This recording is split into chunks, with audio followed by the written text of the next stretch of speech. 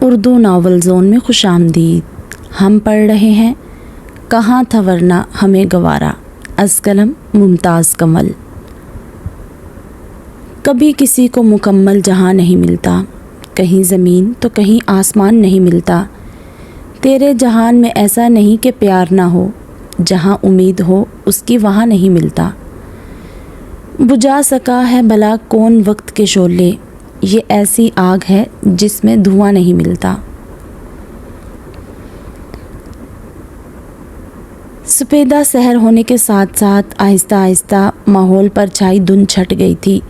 3 دن سے مسلسل ہونے والی بارش اور برف باری ختم ہو چکی تھی۔ درختوں اور پہاڑوں پر جمی ہوئی برف سورج کی تمازت سے آہستہ آہستہ پگھل رہی تھی۔ پتوں کی ہتھیلیوں پر جمی برف کسی سہاگن کے ہاتھوں پر لگی سبز مہندی کی طرح اتر کر پتوں کی ہتھیلیوں کو عجب سا روپ دے رہی تھی، اور جب تک گل اٹھی تھی اس وقت تک ہر چیز اجلی اجلی نکھری نکھری ہو چکی تھی۔ سورج کی ہلکی ہلکی روشنی ہر سو پھیل چکی تھی۔ دریچوں کے پردے ہٹا کر اس نے باہر جھانکا۔ بڑی روشن اور چمکیلی سحر تھی۔ وہ ہر سال ہی پاپا کے ساتھ گرمیاں یہاں گزارا کرتی تھی، یا پھر اگر پاپا نہیں آتے تو پھر اپنے کسی بھی عزیز کے ساتھ یہاں آ جاتی۔ قدرتی مناظر اس کی جان تھے۔ روئی کے گالوں کی طرح اڑنے والی برف اسے حد درجہ پسند تھی۔ یہاں آ کر وہ ہمیشہ انجوائے کرتی، رائڈنگ کرنا، واک کے لیے نکل جانا، اور پھر خشک میوہ جات اور خوب مزے مزے کے کھانے کھانا۔ ہر دفعہ وہ اپنے ایک دوست کو بھی لے آتی تھی، اور کوئی بہن بھائی تو تھا نہیں، مگر اس بار وہ اپنی ملازمہ کے ساتھ اکیلی ہی آئی تھی، اور اس بار اس میں کوئی جوش، کوئی ولولہ نہیں تھا، بلکہ وہ تو یہاں آنا ہی نہیں چاہ رہی تھی۔ پاپا نے اسے زبردستی بھیجا تھا۔ اس کی طویل خاموشی، تنہائی پسندی اور گریہ زاری سے خوفزدہ ہو کر انہوں نے یہی مناسب سمجھا کہ اسے اس کی پسندیدہ جگہ مری بھیج دیا جائے، مگر یہاں آ کر وہ مزید اداس ہو گئی تھی۔ ہر لمحہ، ہر قدم پر اسے اس بے وفا کی یاد آئی تھی۔ سبک روح سے چلتی باد صبا جیسے اس سے سرگوشیاں کرتی۔ آپ تو مجسمہ حسن ہیں۔ وہ بے قراری سے مڑ کر دیکھتی۔ اف، یہ قاتل آنکھیں، یہ لب و رخسار، کون کافر ہوگا جو ان سے بچ کر جا سکے؟ اس کا والہانہ انداز یاد کر کے وہ کسی خزاں رسیدہ پتے کی طرح بے قرار ہو جاتی۔ دل چاہتا ہے وقت تھم جائے، لمحے دوریاں بن جائیں، اور میں آپ کو اپنے سامنے بٹھا کر دیکھتا رہوں، یوں کہ مجسم آنکھ بن جاؤں۔ کبھی یوں محسوس ہوتا کہ راہ چلتے چلتے ایک دم اچانک ہی وہ اپنا مضبوط ہاتھ اس کے شانے پر رکھ دے گا۔ وہ بے ساختہ مڑی، غیر ارادی طور پر اس کا لمس محسوس کرنے کی کوشش کرتی، اور اس کوشش میں وہ ریزہ ریزہ ہو کر بکھر جاتی، قطرہ قطرہ بن کر پگھل جاتی۔ وہ ایک دم سے آنچل تھامنے والا، سرگوشیوں میں باتیں کرنے والا، والہانہ اپنے جذبوں کا اظہار کرنے والا، اس کے حسن کی بلاخیزیوں سے مدہوش ہو جانے والا کہیں نہیں تھا۔ وہ جس کے ساتھ سال کا یہ موسم بھرپور طریقے سے انجوائے کرنا تھا۔ تب وہ لبوں تک آنے والی بے ساختہ چیخوں کا گلا گھونٹنے میں ناکام ہو جاتی۔ پاپا اپنی مصروفیات کی وجہ سے اس کے ساتھ نہیں آ سکے، بس 4 دن میں ہی آنے والے تھے، مگر ان 4 دنوں میں ہی وہ بے حال ہو گئی تھی۔ کبھی نہیں سوچا تھا کہ وقت اس قدر بے رحمی سے اس کے جذبات کا خون کر ڈالے گا۔ اس نے تو کبھی شکست اور دکھ کا سامنا نہیں کیا تھا۔ اس کے خیال میں تو اس کے پاس حسن اور دولت تھی، تو وہ خوش قسمت ترین لڑکی تھی، مگر بعض دفعہ یوں بھی ہوتا ہے کہ قسمت سارے سواروں کو مات دیے چلی جاتی ہے، اور بعض اوقات کسی کے کہے ہوئے چند الفاظ بازگشت بھی تو بن جاتے ہیں، اور لاکھ انسان اس بازگشت سے پیچھا چھڑانا چاہے، یہ بازگشت اس کا پیچھا نہیں چھوڑتی۔ ضروری نہیں مس گل کہ اچھی شکل اور دولت اچھی قسمت کی ضمانت بھی بن جائے۔ ہو سکتا ہے تم دنیا کی بدقسمت ترین عورت بن جاؤ، اور یہ دولت اور حسن تمہارے کسی کام نہ آ سکے۔ کتنا بھلانا چاہا تھا اس نے ان الفاظ کو، مگر زندگی میں اتنے نشیب و فراز آئے کہ ہر موقع پر یہ الفاظ اس کے اپنے اندر اس طرح گونجتے رہے تھے کہ اسے یہ الفاظ ازبر ہو گئے تھے۔ اس لہجے کی نمی اور دکھ کو وہ کبھی بھی بھول نہ پائی۔ وہ لہجہ خوشبو کی طرح اس کے 4 سو پھیل جاتا۔ ہاں، خوشبو ہی تو تھی اسے بد دعا دینے والی۔ اسی کی آہ میں اتنا اثر تھا کہ جس نے گل کو نیم پاگل سا کر دیا تھا۔ وہ حسین تتلی تھی، دولت مند تھی، اور اس دولت اور حسن پر اسے نہ صرف ناز تھا بلکہ اکثر وہ مغرور بھی ہو جاتی۔ اور پھر حسن بھی ایسا کہ دیکھنے والا ایک لمحے کو ٹھٹک کر رک جائے۔ اتنی سبیح رنگت کہ جہاں موجود ہو وہاں اجالا پھیل جائے، بھرے بھرے گلابی ہونٹ، دراز سیاہ گیسو، نکلتا ہوا قد اور بلاک اسمارٹنس۔ جب اتنی خوبصورتی ایک جگہ جمع ہو جائے تو انسان خود بخود مغرور ہو جاتا ہے۔ وہ ہمیشہ سے لوگوں کی منظور نظر رہی تھی، ہر کسی کی توجہ حاصل رہی، کبھی کسی نے نظر انداز نہیں کیا۔ لڑکے تو کیا، لڑکیاں تک پروانوں کی طرح ارد گرد منڈلاتی تھی۔ خوشبو سے خطا یہ ہوئی کہ صرف وہ ایک لمحے کو اس کا ملکوتی حسن دیکھ کر چونکی ضرور تھی، مگر اس کے بعد اس نے اسے کوئی خاص اہمیت نہیں دی تھی۔ یونیورسٹی میں ایڈمیشن لیے زیادہ عرصہ نہیں گزرا تھا، بڑی گہما گہمی تھی یونیورسٹی میں، ابھی تک ایڈمیشن کا سلسلہ جاری تھا۔ گل نے ایم اے اکنامکس میں ایڈمیشن لیا تھا، جبکہ خوشبو بھی اسی ڈپارٹمنٹ میں تھی۔ عام سے قد و خال، سانولی رنگت، درمیانہ قد۔ یونیورسٹی میں تمام وقت آنکھوں کے سوا اس کا پورا چہرہ اسکارف میں چھپا رہتا۔ اپنے سادہ سے حلیے، سادہ سی صورت پر وہ کسی کمپلیکس کا شکار نہیں تھی۔ بلا کا اعتماد تھا اس کے لب و لہجہ میں۔ غریب والدین کی ذہین بیٹی تھی، اسی لیے مالی وسائل نہ ہونے کے باوجود بھی تعلیم حاصل کر رہی تھی۔ مذہبی اصولوں، روایات اور اقدار سے بڑا پیار تھا اسے، اور اس محبت اور پیار کا اظہار وہ اکثر اپنے عمل اور باتوں سے کرتی رہتی تھی۔ لہجے میں کوئی ایسی بات ضرور تھی کہ سننے والے چپ چاپ اس کی نصیحتوں سے بری چھوٹی چھوٹی تقریریں سن لیا کرتے تھے۔ گل سے اس کا تعارف زوہا نے کروایا تھا۔ السلام علیکم، اس کے ہیلو کے جواب میں خوشبو نے کہا۔ گل کو بس یہیں سے اپنی سبکی کا احساس ہوا تھا۔ وہ اکثر ہی لڑکیوں کو کینٹین لے جایا کرتی تھی اور بل خود پے کرتی تھی۔ جب ایک دو بار خوشبو کو آفر کی اور اس نے سوری کر لیا تو اس کا یہ انکار بھی گل کو اپنی توہین محسوس ہوا۔ عجیب سا کھچاؤ ان کے درمیان پیدا ہو گیا تھا۔ اول تو خوشبو اس کا سامنا ہی کم کرتی تھی، لیکن اگر ایسا ہو بھی جاتا تو دعا سلام سے زیادہ بات کبھی نہ بڑھی۔ ویسے بھی وہ اپنی تعلیم پر بھرپور توجہ دینا چاہتی تھی، اور اپنی اسی توجہ اور محنت کے سبب وہ اساتذہ میں بہت جلد ہر دل عزیز ہو گئی تھی، اور یہ ہر دل عزیزی بھی گل کو بہت کھلتی تھی۔ وہ ایسا کوئی موقع ہاتھ سے جانے نہیں دیتی تھی جس میں کہ وہ خوشبو کی غربت، صورت اور حلیے کا مذاق اڑائے۔ بظاہر خوشبو اس کی طنزیہ باتوں کو ہنسی میں ٹال جاتی تھی، مگر اسے اس بات پر حیرت تھی کہ گل اس سے کینہ کیوں رکھتی ہے۔ وہ تو کبھی اس کی کاٹ بھی نہیں کرتی تھی۔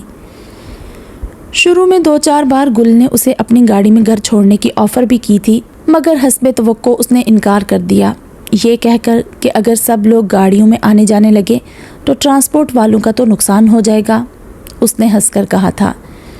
اسی کھینچا تانی میں 1 سال یوں گزرا کہ پتہ بھی نہ چلا، اور وہ لوگ فائنل ایئر میں آ گئے۔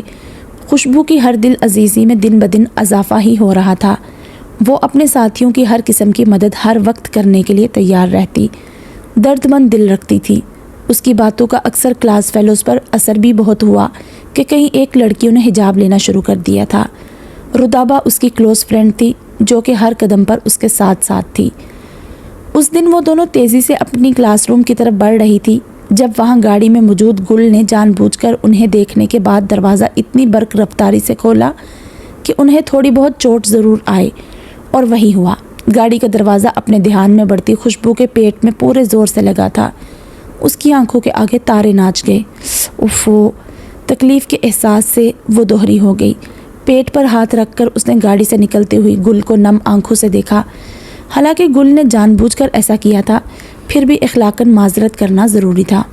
اوہ سوری ڈیئر، زیادہ چوٹ تو نہیں آئی؟ نہیں، بس زمین بوس ہونے کی کسر رہ گئی تھی۔ خوشبو کے برابر میں کھڑی رودابہ نے خاصا جل کر جواب دیا تھا۔ میں نے ایسا جان بوجھ کر تو نہیں کیا۔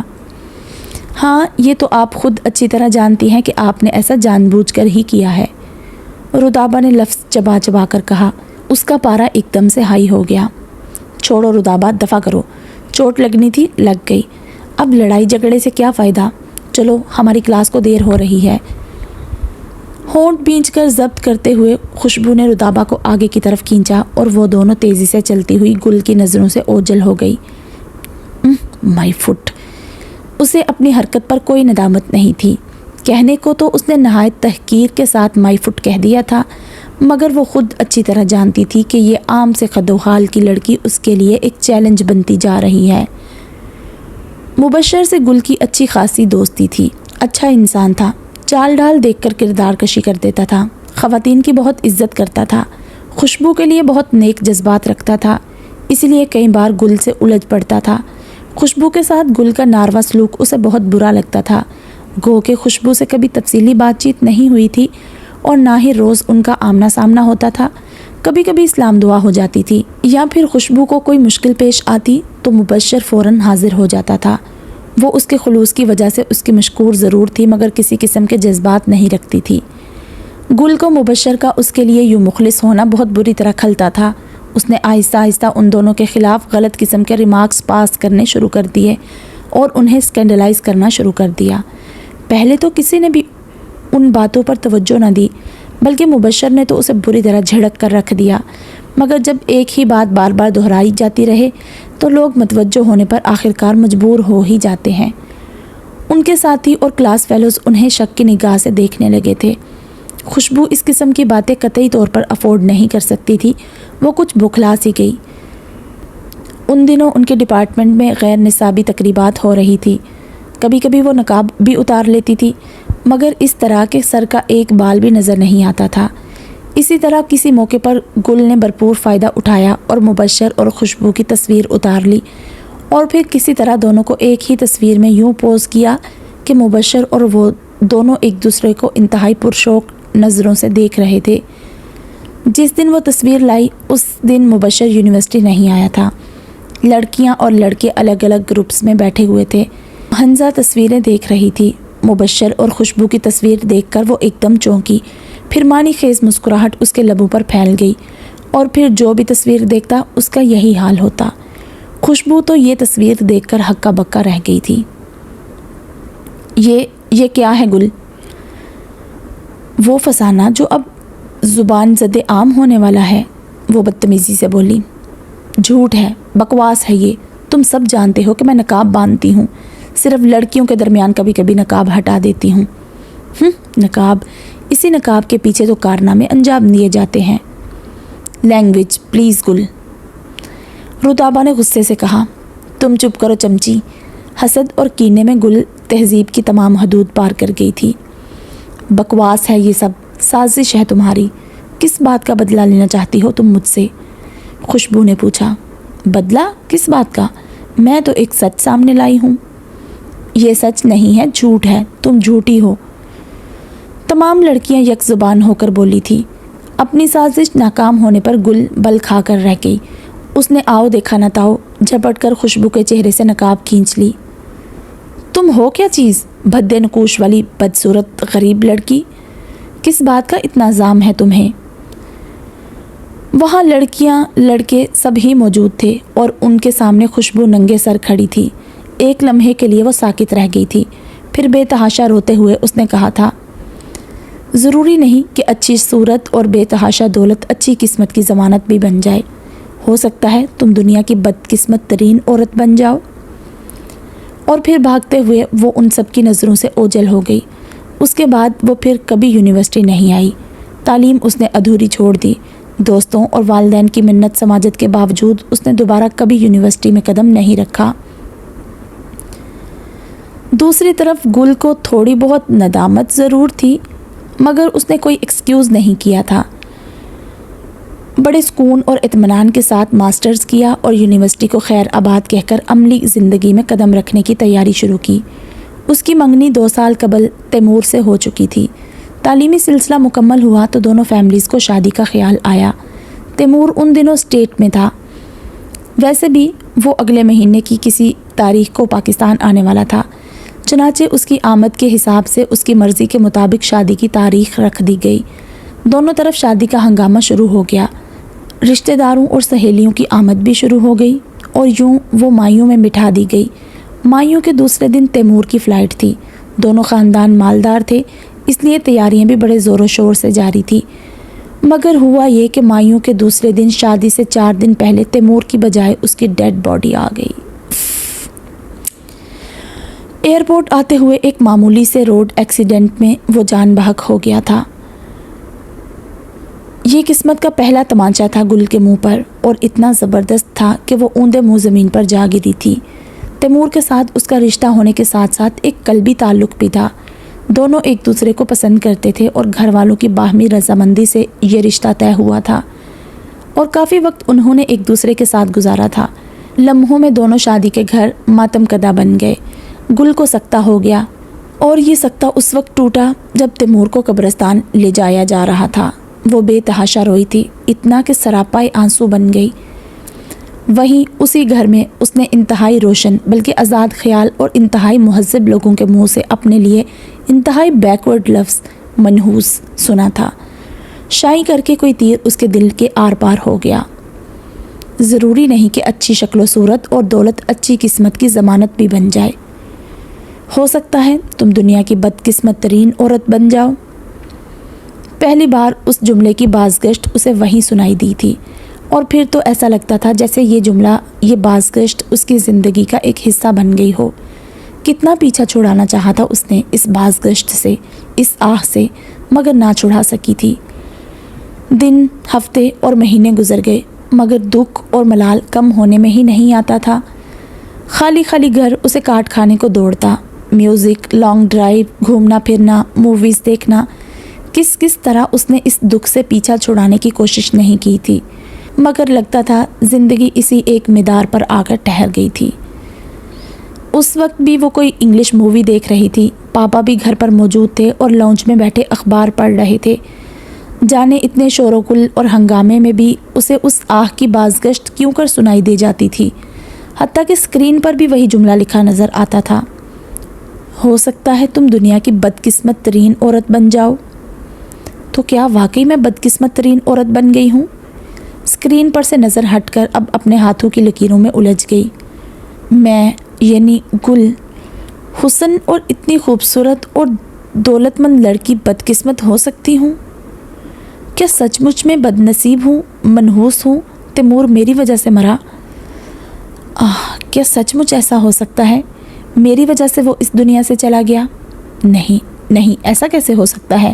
میں، گل، بدقسمت عورت؟ نہیں، یہ نہیں ہو سکتا۔ میں بد نصیب نہیں ہوں۔ اس نے تپائی پر پڑا گلدان زمین پر دے مارا تھا۔ دھماکے اور چیخوں کی آواز پر پاپا بے اختیار وہاں دوڑے چلے آئے۔ کیا ہوا میرے بیٹے، کیا بات ہے؟ روتی تڑپتی گل کو انہوں نے اپنے بازو میں سمیٹ لیا۔ پاپا، میں بدقسمت نہیں ہوں، میں منحوس بھی نہیں ہوں۔ نہیں ہوں نا؟ نہیں جان، ہرگز نہیں۔ تم تو بہت خوش نصیب بچی ہو۔ تمہیں پتہ ہے جب تم پیدا ہوئی تھی تو میرے بزنس نے کتنی ترقی کی تھی، کتنی خوشحالی آئی تھی۔ تیمور اگر فوت ہو گیا تو وہ اس کا مقدر تھا، اس کی زندگی اللہ نے اتنی ہی لکھی تھی، اس میں تمہارا کیا دوش؟ اگر خدا نخواستہ شادی کے بعد ایسا ہوتا تو تب شاید تم ایسا سوچ سکتی۔ پھر پاپا لوگ ایسے کیوں کہتے ہیں؟ جاہل ہیں وہ لوگ، حسد کرتے ہیں میری بیٹی سے، جلتے ہیں تم سے۔ بڑی تسلیاں دی تھی انہوں نے اسے، تب کہیں جا کر وہ پرسکون ہوئی تھی۔ تیمور کے انتقال کو 8-9 ماہ ہو چکے تھے۔ ظفر صاحب چاہتے تھے کہ جلد اپنے کسی ہم پلہ خاندان میں گل کو بیاہ دیں تاکہ وہ اس دکھ سے نکل سکے، ورنہ تو وہ دن بدن حساس ہوتی جا رہی تھی۔ انہیں ڈر تھا کہ وہ نفسیاتی مریضہ نہ بن جائے۔ انہوں نے اپنے جاننے والوں میں بیٹی کے رشتے کا تذکرہ کر رکھا تھا، مگر اب لوگ گھبراتے تھے۔ پھر بھی بہرحال انہیں اپنی پسند کے مطابق رشتہ مل ہی گیا، اور 1 سال کے اندر رشتہ طے بھی پا گیا۔ گل کو یہ سب اچھا نہیں لگ رہا تھا۔ ابھی تو تیمور کو فوت ہوئے 1 سال بھی نہیں ہوا تھا۔ اس کی یادیں ابھی بھی دل کے ایوان میں باقی تھی۔ اس کی باتوں اور لہجے کی خوشبو ابھی بھی چاروں طرف پھیلی ہوئی تھی، مگر پاپا کے سمجھانے بجھانے پر اسے راضی ہونا ہی پڑا۔ چٹ منگنی پٹ بیاہ والا معاملہ تھا۔ رضا کا تعلق بھی متمول گھرانے سے تھا، اور جیسا کہ اونچے گھرانے کے لڑکوں میں عام طور پر اخلاقی گراوٹ ہوتی ہے، رضا بھی ایسی ہی کئی خامیوں کا مالک تھا جنہیں اونچی سوسائٹی میں برا نہیں سمجھا جاتا تھا۔ وہ شرابی تھا، اور شراب نوشی کے باعث اس کا جگر آہستہ آہستہ ناکارہ ہوتا جا رہا تھا، اور شادی سے 15 دن پہلے اس کے جگر نے کام کرنا بالکل چھوڑ دیا، اور اس کے ساتھ ہی اسے یکے بعد دیگرے 3 اٹیک ہوئے۔ ہسپتال میں 4 دن زندگی اور موت کی کشمکش میں رہنے کے بعد آخر کار وہ فوت ہو گیا۔ کارڈز تقسیم ہو چکے تھے۔ تیاری تو پہلے ہی مکمل تھی۔ اس کی بیماری، ہسپتال میں ایڈمٹ ہونا اور موت تک کا سفر گل کے لیے پل صراط کا سفر تھا، اور اس سفر کے اختتام پر وہ پاتال میں جا گری۔ ہو سکتا ہے تم دنیا کی بدقسمت ترین عورت بن جاؤ۔ ایک ایک بازگشت جو اس کی زندگی کا حصہ بن گئی تھی، یوں لگتا تھا جیسے یہ صدا اس کے اپنے اندر سے اٹھ رہی ہو، دھوئیں میں لپٹی ہوئی آگ کی طرح لپٹے مارتی صدا۔ اب تو آنسوؤں نے بھی ساتھ چھوڑ دیا تھا، وہ گمسم سی ہو گئی تھی۔ اب تو پاپا کی تسلیاں بھی کام نہیں آتی تھی۔ پھر جب اس کی خاموشی ٹوٹتی تو اندر کا شور اسے بے چین کر دیتا، اور ہر طرف وہی آواز، وہی بازگشت سنائی دیتی، اور ایسے عالم میں وہ جنونی ہو جاتی۔ پے در پہ دکھوں سے سابقہ پڑا تو اسے احساس ہوا کہ وہ تو بالکل تہی داماں تھی۔ وہ تمام سابقہ دکھ اور محرومیاں جنہیں اس نے کبھی قابل اعتنا نہیں جانا تھا، اور اپنی ذات میں گم وہ خود کو خوش باش اور خوش نصیب لڑکی گردانتی آئی تھی، ان دکھوں کے ساتھ پچھلے تمام دکھ بھی ابھر کر سامنے آ گئے تھے۔ ماں کی ممتا سے محروم ہونے کا دکھ، کوئی بہن بھائی نہ ہونے کا دکھ۔ کہاں تھا وہ دامن جس میں سر چھپا کر وہ بے تحاشا روتی؟ کہاں تھی وہ ممتا جو اسے اپنی آغوش میں چھپا کر تمام منحوسیتوں سے بچا لیتی؟ زندگی تو صرف محرومیوں کا نام تھی۔ یوں شادی کوئی اس کی زندگی کا مقصد بھی نہیں تھی، مگر ایک چیز جتنی لا حاصل ہوتی جاتی ہے اس میں اتنی ہی اٹریکشن بڑھتی جاتی ہے۔ جوں جوں اسے یہ احساس ہو رہا تھا کہ شادی کرنا اس کے لیے ناممکن ہوتا جا رہا ہے، اس کی بے قراریاں اپنے عروج پر پہنچ رہی تھی۔ اپنی زندگی میں اس نے بڑے سے بڑے مقصد یا بڑی سے بڑی کامیابی بھی حاصل کر لی تھی، تو پھر شادی جو بہت نچلے درجے کے لوگوں کی بھی ہو جاتی ہے، حتیٰ کہ ملازم بھی شادی رچا لیتے ہیں، پھر اس کے لیے یہ اتنا مشکل ترین مرحلہ کیوں بن گیا تھا؟ پہلے تو پاپا اسے سمجھایا کرتے تھے، اب تو وہ خود بھی از حد پریشان ہو گئے تھے۔ اس وقت پاپا نے اپنے لیول سے ذرا نیچے دیکھنا شروع کیا۔ ریحان ان کے آفس میں معمولی ملازم تھا، مگر قابل اعتبار نوجوان تھا۔ اظہر صاحب اس سے اکثر گھریلو معاملات بھی ڈسکس کر لیا کرتے تھے۔ خوبصورت اور حساس نوجوان تھا، اس دنیا میں بالکل تنہا تھا۔ والدین بچپن میں فوت ہو گئے تو چچا اپنے گھر لے گئے، مگر چاچی کے ظلم و ستم سے گھبرا کر وہ ایک دن ان کے گھر سے فرار ہو گیا۔ گریجویٹ تھا اور ایک چھوٹے سے کمرے میں کرائے پر رہتا تھا۔ حیرت کی بات تھی یہ کہ ایک دن اظہر اسے اپنے گھر لے آئے تھے، وہی خوبصورت سے آراستہ پیراستہ لاؤنج میں۔ جب وہ اظہر صاحب کے سامنے صوفے پر بیٹھا چائے کے ہلکے ہلکے سپ لے رہا تھا، تبھی اوپر سے گل اتری تھی۔ سفید سرسراتے لباس میں حزن و ملال کا پیکر بنی وہ کوئی حور دکھائی دے رہی تھی۔ اس کے لب سختی سے ایک دوسرے کے ساتھ جڑے ہوئے تھے، اس کے وجود پر چھائی غم کی گہری چھاپ نے اس کے حسن کو دو آتشا کر دیا تھا۔ ریحان پلک جھپکانا بھول گیا، اس کے تو خواب و خیال میں بھی نہیں تھا اتنا مکمل حسن۔ زینہ اتر کر وہ کسی اور سمت جا رہی تھی، جب اس کے والد نے اسے آواز دی۔ وہ ٹھٹک کر رک گئی، خالی خالی آنکھوں سے ان کی طرف دیکھا تھا۔ جی پاپا، ادھر آؤ بیٹا۔ وہ واپس مڑ کر ان کے پاس آ گئی۔ ریحان کو اس نے قطعی قابل اعتنا نہ جانا۔ گل بیٹا، ان سے ملو، یہ ریحان ہے، میرے آفس میں کام کرتے ہیں۔ ایک نظر اس پر ڈال کر اس نے الجھن امیز نظروں سے باپ کو دیکھا۔ ریحان اس کے چہرے پر لکھی بیزاری کی تحریر بآسانی پڑھ سکتا تھا۔ بیٹھو بیٹا تھوڑی دیر ہمارے ساتھ۔ پاپا کے کہنے پر وہ نہ چاہتے ہوئے بھی صوفے پر تھوڑی سی جگہ پر ٹک گئی۔ بیٹا تم تھوڑی دیر ریحان کو کمپنی دو، میں ابھی چینج کر کے آتا ہوں۔ کہتے ہوئے وہ اٹھ کر اپنے کمرے میں چلے گئے۔ گل کے ساتھ ساتھ ریحان بھی کچھ پریشان سا ہو گیا تھا۔ گل حیران تھی کہ پاپا ایسا کیوں کر رہے تھے۔ وہ صاف محسوس کر رہی تھی کہ پاپا نے قصداً ایسا کیا تھا۔ وہ تو دنیا سے ہی بیزار تھی تو ریحان پر کیا توجہ دیتی۔ اس نے سامنے چلتے ٹی وی پر نگاہیں مرکوز کر لی۔ اظہر صاحب نے کافی دیر لگا دی تھی۔ ریحان بار بار پہلو بدل رہا تھا، گل کی شخصیت کے سحر میں گرفتار بیٹھا تھا۔ کافی دیر بعد جب صاحب واپس آئے تو وہ دونوں اپنے اپنے خیال میں گم بیٹھے ہوئے تھے، کسی نے بھی ایک دوسرے کو مخاطب نہیں کیا تھا۔ ان کے آتے ہی گل اپنی جگہ سے کھڑی ہو گئی۔ اب میں جاؤں پاپا؟ اس نے جلدی سے پوچھا۔ انہوں نے ایک ٹھنڈی آہ بھر کر اسے دیکھا۔ ہاں جاؤ۔ اس کے جانے کے بعد وہ ریحان سے مخاطب ہوئے۔ یہ سب تو قدرت کے کھیل ہوتے ہیں، میری بچی کا اس میں کیا دوش، مگر دنیا کو کون سمجھائے۔ خود گل کو بھی اس بات پر یقین ہو گیا ہے کہ دونوں کی موت اس کی وجہ سے ہوئی۔ بولتے بولتے اظہر صاحب کی آواز بھرا گئی اور آنکھیں نمناک ہو گئی۔ بڑی محنت اور محبت سے پالا ہے میں نے گل کو، میری تو کل کائنات ہی وہی ہے۔ اتنی حسین، ایسی طرح بچی اتنی بد نصیب کیسے ہو سکتی ہے؟ جانے کس کی نظر کھا گئی ہے میری بچی کو۔ ریحان کی سمجھ میں نہیں آ رہا تھا کہ وہ انہیں کس طرح دلاسا دے۔ میں اسی لیے تمہیں یہاں لایا تھا کہ تم اسے سمجھاؤ، دنیا اسی ایک مرکز پر تو نہیں گھوم رہی۔ جینے کے لیے لوگ ہزار بہانے ڈھونڈ لیتے ہیں، میں بھی تو زندہ ہوں۔ میری وائف بہت پہلے میرا ساتھ چھوڑ گئی، ان سب کے باوجود بھی میں خوش ہوں، زندہ دل ہوں، میری اپنی لائف ہے۔ انہوں نے کسی تھکے ہارے انسان کی طرح صوفے کی پشت پر سر ٹکا دیا تھا۔ تم بور تو نہیں ہو رہے؟ انہوں نے سیدھے ہو کر پوچھا۔ نہیں جی نہیں۔ چائے اور منگواؤں؟ نہیں شکریہ، اب میں چلتا ہوں، اجازت دیں۔ ہاں جاؤ، مگر آتے رہنا۔ اور جب ریحان رخصت ہو رہا تھا تو صاحب اسے گیٹ تک چھوڑنے آئے تھے۔ یہ بہت بڑی بات تھی ریحان کے لیے۔ وہ شرمندہ ہونے کے ساتھ ساتھ حیران بھی تھا صاحب کی کرم نوازی پر۔ صاحب کی شے پر اس دن ریحان خود چلا آیا تھا۔ وہ حسب معمول فاسٹ میوزک سن رہی تھی، سیاہ کپڑوں میں اس کی سنہری رنگت دمک رہی تھی۔ جب دروازہ نوک کر کے ملازمہ نے اس سے کہا کہ اس سے کوئی ملنے آیا ہے تو ڈیک آف کر کے وہ ویسے ہی ڈرائنگ روم میں آ گئی۔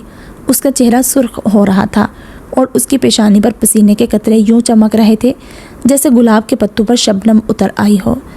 سیاہ کپڑوں میں دوپٹے سے بے نیاز اس کا سراپا غضب ڈھا رہا تھا۔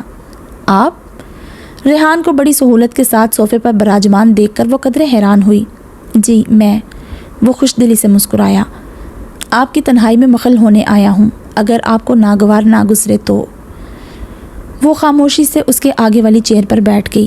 اس کی آمد تو ناگوار نہیں گزری تھی، مگر اپنے معمولات میں کسی کی دخل اندازی وہ پسند بھی نہیں کرتی تھی۔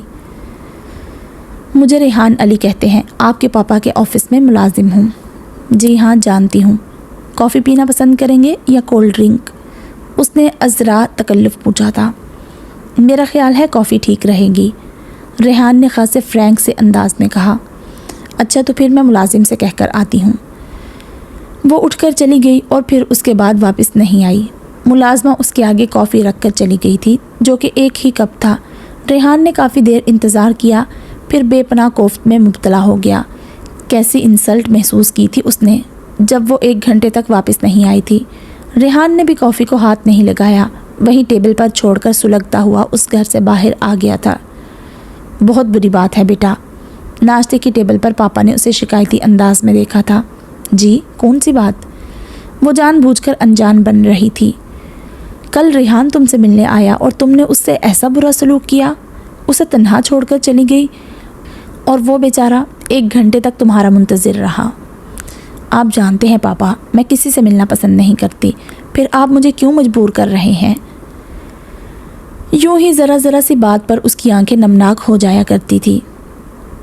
اس طرح کب تک کام چلے گا؟ اس طرح تو تم دنیا سے بالکل کٹ جاؤ گی۔ لوگوں کے درمیان رہا کرو، ملا جلا کرو۔ ریحان بہت اچھا لڑکا ہے، اس کے ساتھ وقت گزار کر خاصی فریش ہو جاؤ گی۔ پاپا پلیز مجھے مجبور نہ کریں۔ اس کی آواز بھرا سی گئی۔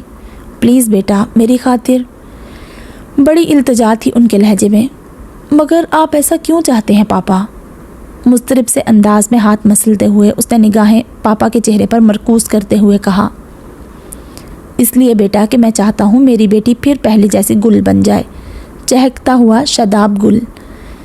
اس کے پشت پر آ کر اس کے شانوں پر ہاتھ کا دباؤ ڈالتے ہوئے بڑی محبت سے انہوں نے کہا تھا۔ کیا ایسا ممکن ہے؟ وہ استزائیہ انداز میں ہنسی۔ ہاں کیوں نہیں، سب کچھ ممکن ہے، بس تم ماضی کو بھلا دو، حال میں رہنا سیکھو، ہنسا کرو، بولا کرو۔ جی اچھا کوشش کروں گی۔ کوشش نہیں، پرومس۔ پاپا نے ہاتھ اس کی طرف بڑھایا اور گل نے اپنا نرم و نازک ہاتھ ان کے ہاتھ پر رکھ دیا۔ ریحان دوبارہ اس کے روبرو آنا نہیں چاہتا تھا، اچھی خاصی عزت افزائی ہوئی تھی اس کی، لیکن جب صاحب نے خود گل کی طرف سے معذرت کی اور پھر گھر چلنے کے لیے کہا تو وہ شش و پنج میں پڑ گیا۔ اسے خود بھی گل کے وجود سے ایک خاص قسم کی کشش محسوس ہوئی تھی۔ وہ تو تھی ہی اتنی حسین کہ اس کے ساتھ چند لمحے گزارنا بھی خوش کن تصور تھا، اور پھر معاملہ بھی دوسرا تھا۔ صاحب کے تھوڑے سے اصرار پر وہ تیسری بار اس کے روبرو تھا۔ اس بار بھی صاحب قصدن ان کے پاس سے اٹھ کر چلے گئے تھے۔ ریحان کے سامنے والے صوفے پر ڈارک گرین کپڑوں میں ملبوس اپنی تمام تر سادگی اور خوبصورتی کے ساتھ بیٹھی نہایت محویت کے ساتھ اپنے ناخنوں کو فائل کر رہی تھی۔ ریحان تھوڑی تھوڑی دیر بعد نگاہ اٹھا کر اسے دیکھ لیتا، پھر آخرکار وہی اس خاموشی سے اکتا گئی۔ اس دن کے رویے کے لیے میں آپ سے معذرت خواہ ہوں، اس نے دھیمے سے لب و لہجے میں معذرت کی تھی۔ اصل میں مجھے کچھ زیادہ اچھا نہیں لگتا لوگوں میں گھل مل کر بیٹھنا۔ ریحان خاموشی سے اس کی وضاحت سن رہا تھا۔ آپ کو بوریت تو ہوئی ہوگی؟ نہیں، کوئی خاص تو نہیں، بس آپ کے ڈرائنگ روم کی ساری چیزیں شمار کرنے کے ساتھ ساتھ ذہن نشین بھی کر لی تھی، اس نے پرمزاح انداز میں کہا۔ اچھا، وہ پہلی بار دھیمے سے مسکرائی تھی، یوں جیسے گھور اندھیرے میں روشنی سی پھیل جائے۔ آپ مسکراتی ہوئی بہت اچھی لگتی ہیں، مسکراتی رہا کریں، مسکراہٹ زندہ دلی کی پہچان ہوتی ہے۔ زندگی نے اس قابل چھوڑا کہا ہے جو مسکراؤں۔ وہ ایک دم سے تلخ ہو گئی۔ مس گل، ایسے چھوٹے موٹے دکھ تو زندگی کا حصہ ہوتے ہیں، ان کو اتنی اہمیت نہیں دینی چاہیے بلکہ بھلا دینا چاہیے۔ چھوٹے موٹے دکھ؟ او نو، یہ کوئی چھوٹے موٹے دکھ نہیں ہیں۔ ان دکھوں نے تو مجھ سے زندگی کی ہر خوشی چھین لی، کایا پلٹ دی میری۔ میں ایک دم ہنستی مسکراتی لڑکی، کتنی مطمئن اور بااعتماد لڑکی تھی، کبھی سوچا بھی نہیں تھا کہ بد نصیبی کی مہر لگ جائے گی مجھ پر۔ وہ تیمور کتنی چاہت تھی اس کے دل میں میری، اسٹیٹ جا کر بھی مجھے نہیں بھولا تھا، ہر ہفتے کال کرتا تھا۔ اس کی خوبصورت باتیں کس طرح مجھے ہوا کے دوش پر اڑائے لیے پھرتی تھی۔ شادی سے صرف 5 دن پہلے وہ اس دنیا سے چلا گیا، یوں کہ اس کا وجود ہی ختم ہو گیا، نام و نشان ہی مٹ گیا۔ بھلا ایسا ہوا ہوگا کسی کے ساتھ؟ اور پھر وہ باقاعدہ رو رہی تھی، آنسو ایک تواتر سے گر رہے تھے، بہت دنوں بعد کسی سے دل کا حال کہہ رہی تھی۔ اور پھر وہ رضا، وہ پہلے سے بیمار تھا، اس کی موت بھی میرے کھاتے میں لکھ دی گئی۔ یعنی 2 ہنستے مسکراتے نوجوان میری وجہ سے مر گئے، 2 گھر برباد کر دیے میں نے، 2 ماؤں سے ان کے بیٹے چھین لیے میں نے۔ اتنی سیاہ بخت ہوں میں، اتنی منحوس ہوں۔ وہ اپنی نشست سے کھڑی ہو گئی تھی، مٹھیاں بھینچ لی تھی، آنکھیں دھواں دھواں ہو رہی تھی اور آواز بھی بلند ہونے کے ساتھ ساتھ بھاری ہو گئی تھی، اور وہ ساری جان سے کانپ رہی تھی۔ غیر ارادی طور پر ریحان بھی اس جگہ سے کھڑا ہو گیا، اس کے شانے پر ہاتھ رکھ کر اس نے بڑے رسان سے اسے سمجھایا، ٹیک اٹ ایزی، یہ سب تو خدا کے کام ہے، کسی انسان کے بس کی بات تھوڑی ہے۔ ان دونوں کی زندگی ہی اتنی تھی، اگر آپ ان سے منسوب نہ بھی ہوتی تو بھی انہوں نے اتنا ہی جینا تھا۔ جو کچھ آپ کہہ رہی ہیں وہ تو شرک ہے۔ لیکن ریحان صاحب، یہ سب میرے ساتھ ہی کیوں ہوا؟ کسی اور کے ساتھ تو نہیں ہوا ہوگا ایسا کبھی؟ ہوتا ہے، بہت سے لوگوں کے ساتھ ایسا ہوتا ہے، مگر سب آپ کی طرح دل نہیں ہار دیتے، ہمت سے کام لیتے ہیں۔ آپ اپنے دکھ اپنے اللہ سے شیئر کر کے دیکھیں، دیکھیے گا آپ کا دل کتنا ہلکا ہو جائے گا۔ دعا میں بہت طاقت ہوتی ہے، آپ اپنے لیے دعا کریں، اور اللہ کی ذات تو بڑی رحیم و کریم ہے، دیکھیے گا آپ کہ خوشیاں کس طرح آپ کا مقدر بن جاتی ہیں۔ وہ بڑے میٹھے لہجے اور شائستہ سے انداز میں اسے سمجھا رہا تھا، اس کا ہاتھ ابھی تک گل کے شانے پر تھا۔ اچانک صاحب کے آنے پر اس نے گھبرا کر اپنا ہاتھ ہٹا لیا اور کنفیوز سی حالت میں صوفے پر جا کر بیٹھ گیا، جبکہ گل ویسے ہی کھڑی تھی۔ گل کے آنسو بہنا بند ہو چکے تھے مگر چہرہ ستا ہوا تھا۔ بیٹھو بیٹا، کھڑی کیوں ہو گئی؟ بور تو نہیں ہوئی ریحان کی کمپنی میں؟ نہیں پاپا، اس نے جواب دیا۔ کیا خیال ہے ریحان کو رات کے کھانے کے لیے نہ روک لیا جائے؟ انہوں نے بیٹی سے مشورہ مانگا۔ جی۔ گل نے عجیب سی نظروں سے باپ کو دیکھا۔ پاپا ایسا کیوں کر رہے ہیں؟ ریحان پر اتنے مہربان کیوں ہو رہے ہیں؟ کیا پھر کوئی پلاننگ؟ نہیں، اتنا خوبصورت، نفیس اور صحت مند نوجوان، اس کی ذات اس کی موت کا سبب نہ بن جائے۔ جبکہ ریحان خود بھی متذبذب ہو رہا تھا۔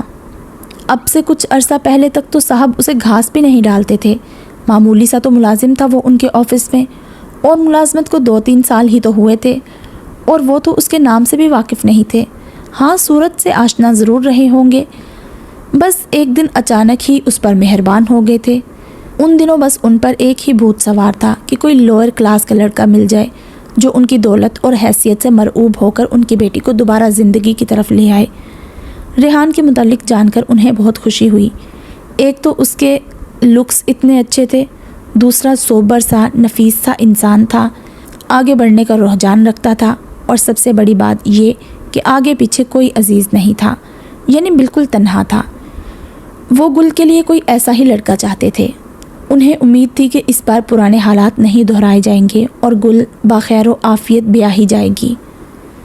اچھا نہیں لگتا سر، میں اب چلتا ہوں، کھانا میں گھر جا کر کھاؤں گا، ویسے بھی میں رات کا کھانا بہت لیٹ کھاتا ہوں۔ اس نے عذر تراشا۔ گھر پر کون تمہارا منتظر ہے؟ اکیلے ہی کھانا کھاؤ گے؟ اچھا ہے نا آج ہمارے ساتھ شامل ہو جاؤ۔ ابھی 7:30 ہوئے ہیں، ہم دونوں 9 بجے تک کھانا کھا لیتے ہیں، کیوں گل؟ جی پاپا، گل نے دھیرے سے کہا۔ ریحان کو بادل ناخواستہ کھانے کے لیے رکنا پڑا۔ اچھا خاصا اہتمام تھا کھانے پر۔ ٹھیک 9 بجے وہ تینوں ڈائننگ ٹیبل پر تھے۔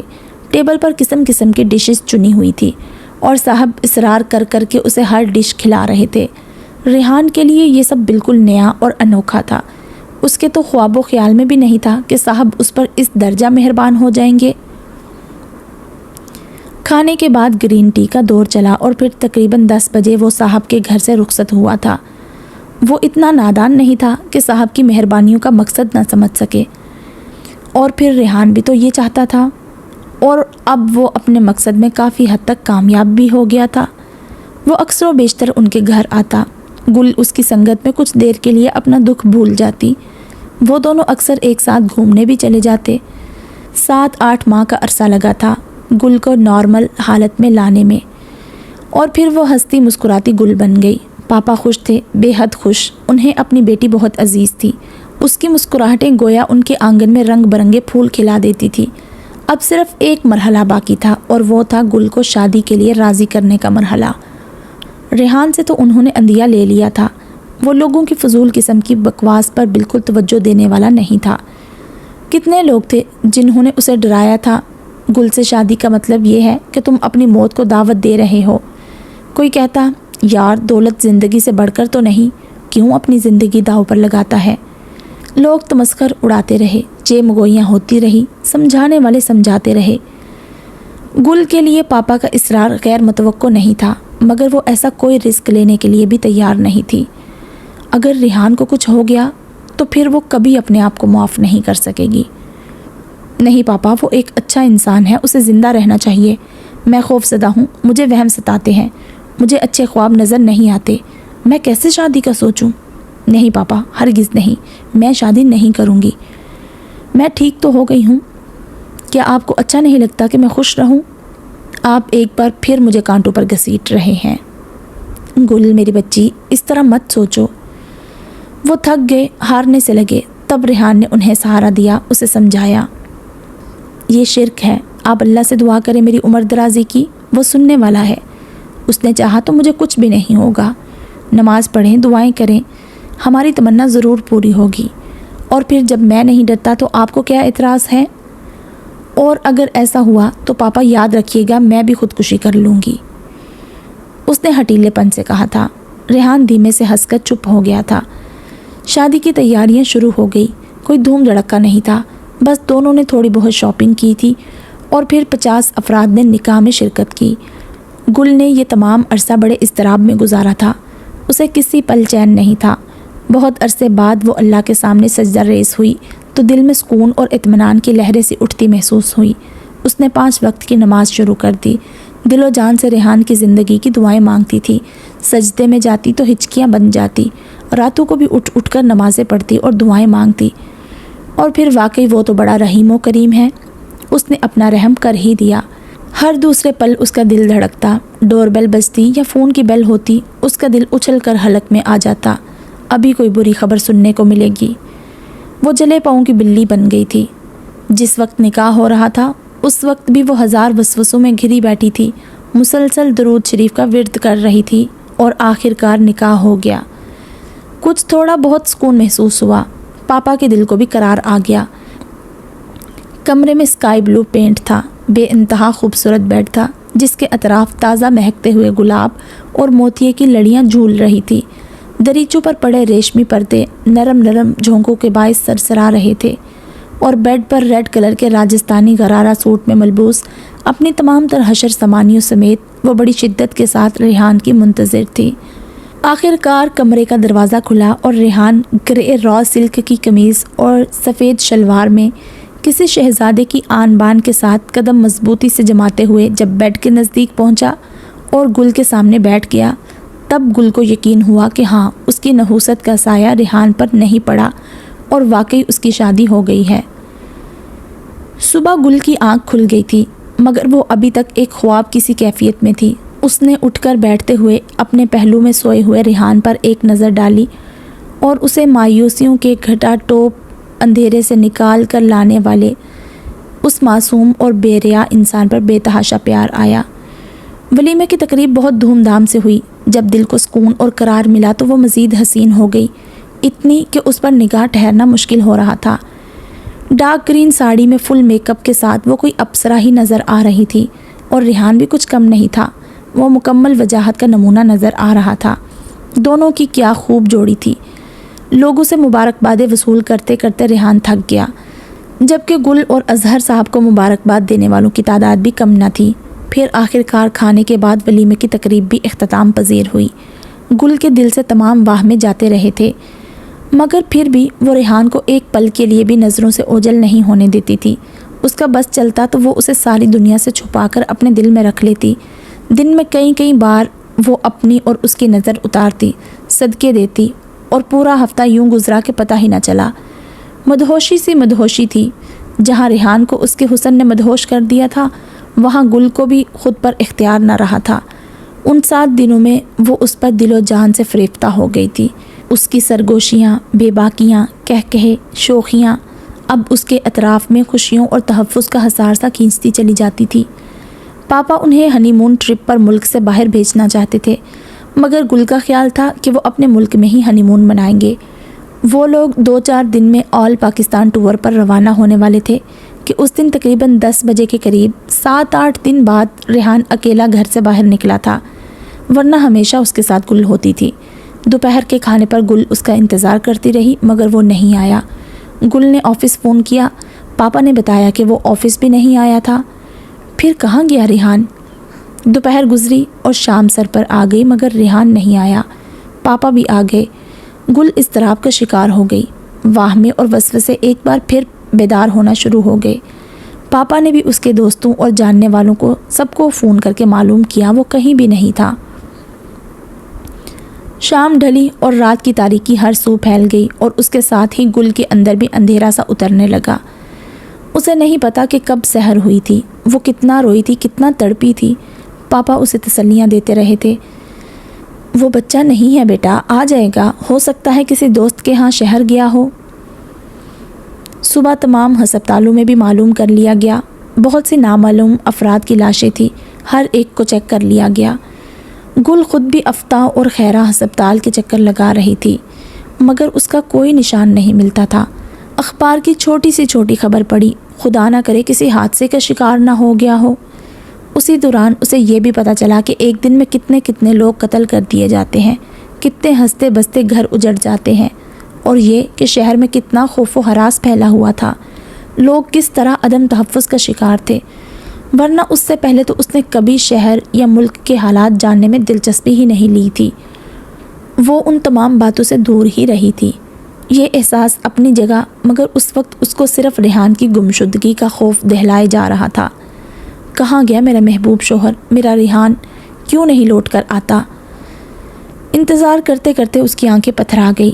کتنے بہت سارے دن گزر گئے، ریحان کو نہ آنا تھا نہ آیا۔ گل کے پاس صرف اس کی یادیں اور باتیں رہ گئی۔ اس کے قربت میں گزارے ہوئے دن اور رات اس کے لیے سہانے روح بن گئے۔ شدت غم سے اس کا دل پھٹنے لگتا۔ صرف 8 دن کے لیے خوشیاں اس کا مقدر بنی تھی اور وہ پھر ایک بار تہی داماں رہ گئی تھی۔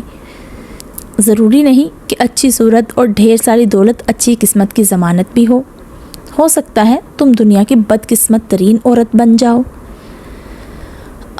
کہاں ہو تم خوشبو، صرف ایک بار مجھ سے ملو۔ دیکھو میں کتنی بدقسمت عورت ہوں، معاف کر دو مجھے، پلیز معاف کر دو۔ اپنی بدقسمتی کا یہ بھاری بوجھ اٹھائے اٹھائے تھک گئی ہوں میں۔ کتنا کھوجا تھا اس نے ریحان کو، بازاروں گلیوں کا طواف کیا تھا۔ جہاں وہ کرائے کے کمرے میں رہتا تھا وہاں وہ روز جاتی، ہر گلی کے کئی چکر کاٹتی، پھر تھک کر اسٹیئرنگ پر سر رکھ دیتی۔ اس گھر کا مالک مکان بھی تو اس کے متعلق کچھ زیادہ نہیں جانتا تھا، بس یہ بتاتا تھا کہ وہ کبھی کبھی شہر سے باہر جاتا تھا، کہاں جاتا تھا یہ اسے خبر نہ تھی، اور یہ کہ کمرہ چھوڑنے کے بعد تو اس نے اس سے کوئی رابطہ رکھا ہی نہیں تھا۔ کئی دفعہ گل کو راہ چلتے کسی نوجوان کی پشت پر ریحان کا گمان ہوتا اور دیوانگی میں وہ اسے آوازیں دیتی چلی جاتی، مگر سراب تو سراب ہی ہوتا ہے۔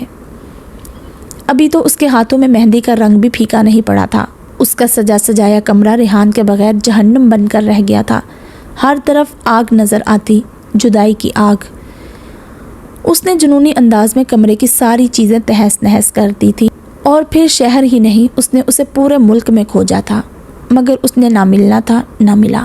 اسے ڈھونڈتے ڈھونڈتے وہ خود کھو گئی۔ کیوں کیا پاپا آپ نے میرے ساتھ ایسا؟ کون تھا ریحان اور کہاں چلا گیا؟ پاپا خود شرمندہ تھے، انہوں نے اسے اسلامی میں 2 لاکھ روپے دینے کا وعدہ کیا تھا، اور وہ بیوقوف انسان اس 1 لاکھ پر اکتفا کر کے فرار ہو گیا تھا۔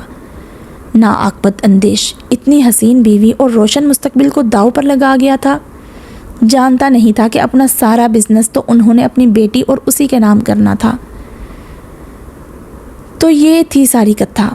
2 لاکھ روپے کی کشش اسے اس کے قریب لائی تھی، جب ہی تو وہ اپنی موت سے بھی نہیں ڈرا تھا۔ یہ کیسی عجیب بات تھی کہ اس کی حقیقت کھل جانے کے بعد بھی وہ اس سے نفرت نہ کر سکی تھی، بلکہ اس کی طلب اور چاہت میں مزید اضافہ ہو گیا تھا۔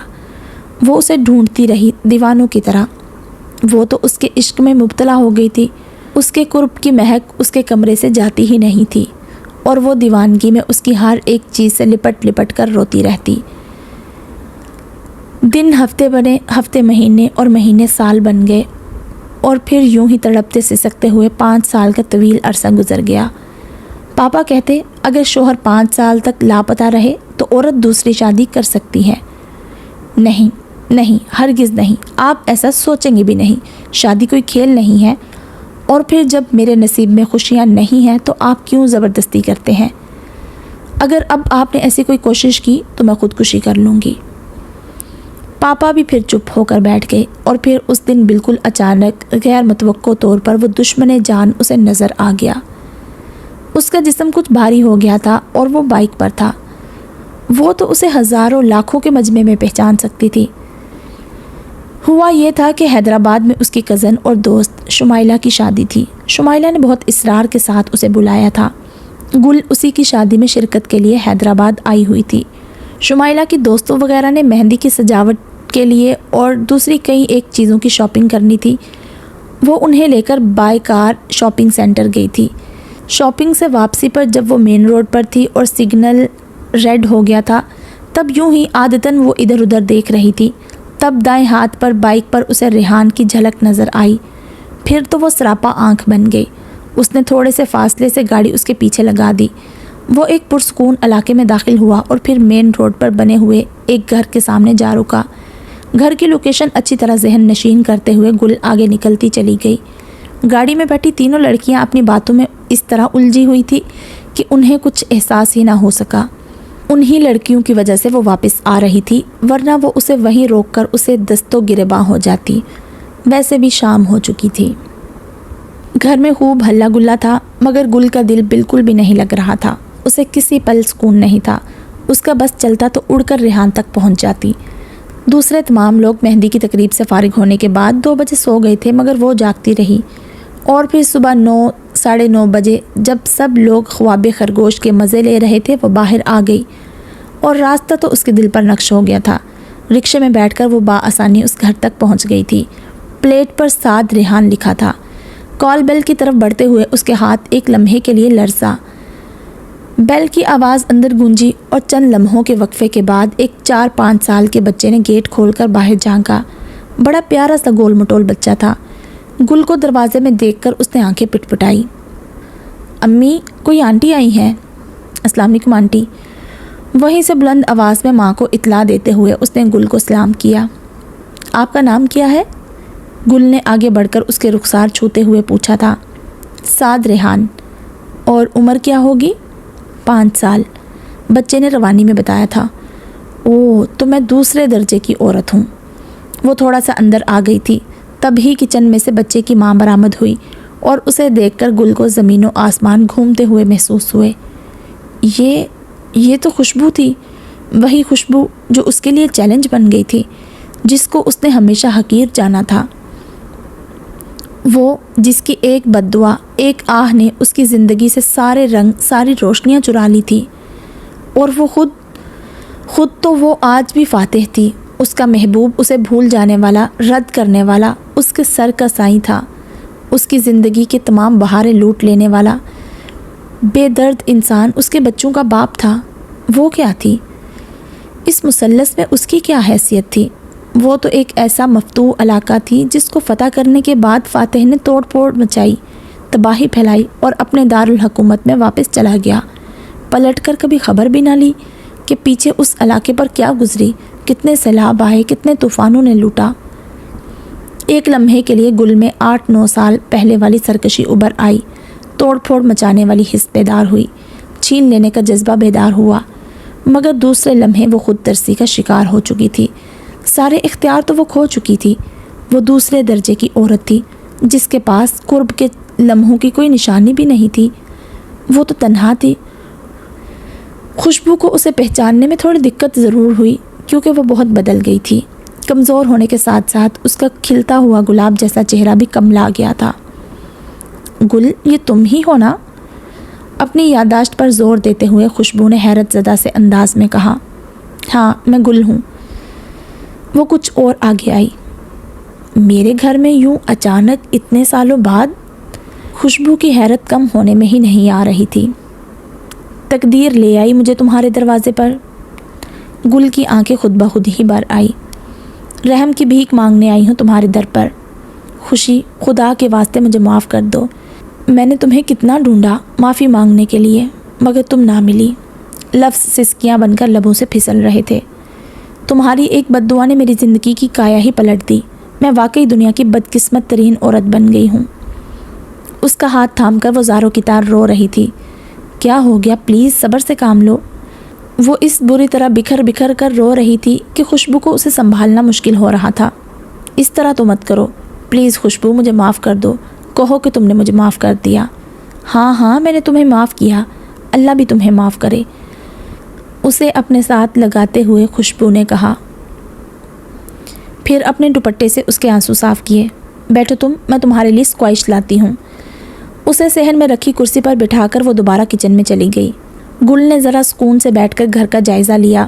اچھا خوبصورت سا گھر تھا، 4 کمرے تھے، کھلا اور بڑا سا برآمدہ جس میں کتار در کتار بہت سارے گملے رکھے ہوئے تھے جن میں رنگ برنگے پھول کھلے ہوئے تھے۔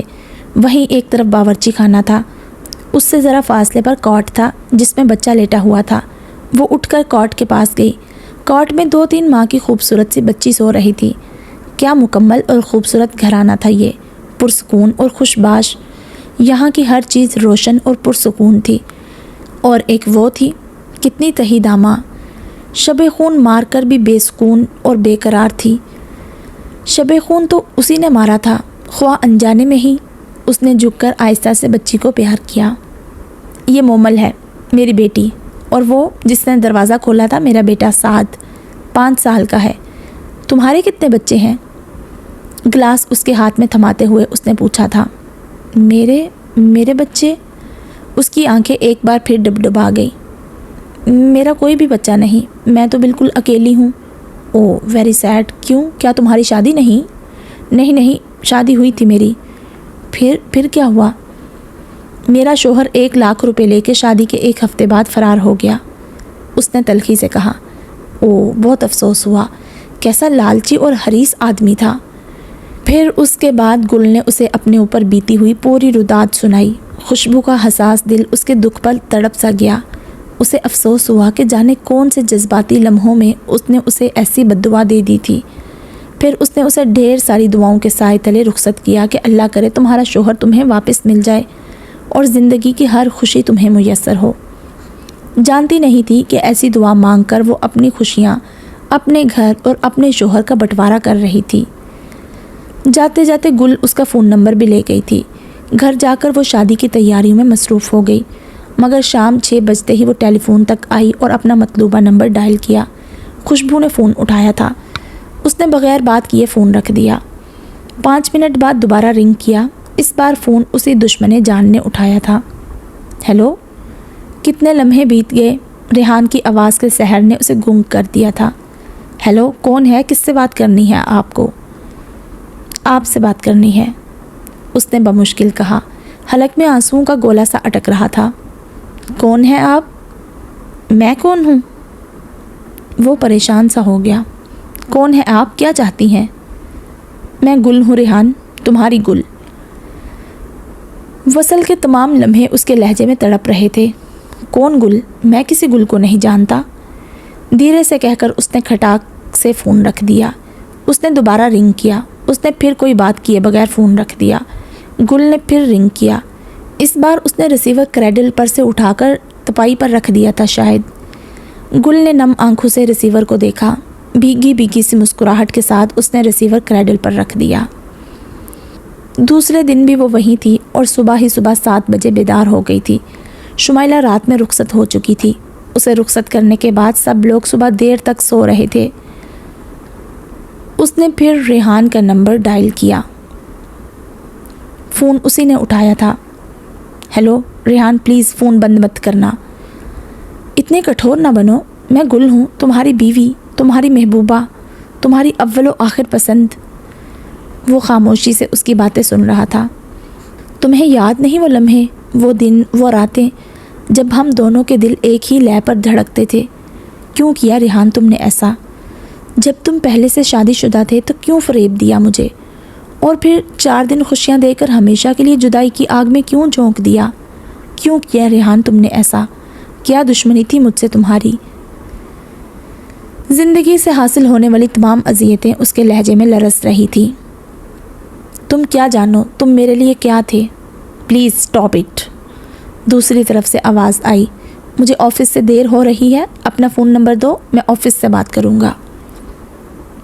میں خود تمہارے آفس آ جاتی ہوں، تم ایڈریس بتا دو۔